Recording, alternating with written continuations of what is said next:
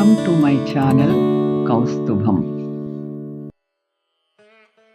అలలు తగ్గిన తరువాత స్నానం చేద్దాం అనుకున్నాడట ఒకడు సముద్రాన్ని చూస్తూ. బాధ్యతలు తీరిపోయాక జ్ఞానం సంపాదించుకుందాం అనుకున్నాడట ఇంకొకడు.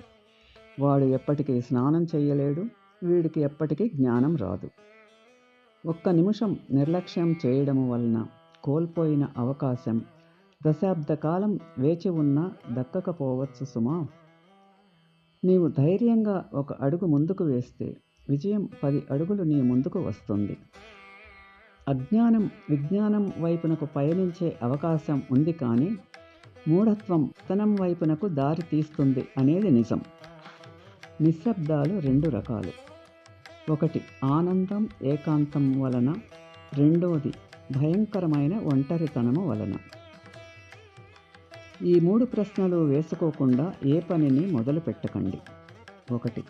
ఎందుకు ఈ పనిని చేస్తున్నాను? 2. దీని వలన ఫలితం ఏమిటి?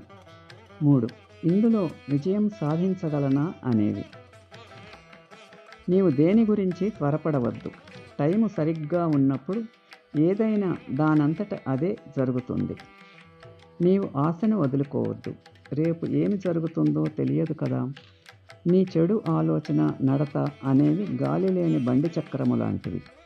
నీవు ఆ టైరు మార్చితేనే గాని ఎక్కడికైనా వెళ్ళగలుగుతావు. అలాగే నీ ఆలోచన, నడత మారితేనే నీవు జీవితంలో ముందుకు సాగగలవు.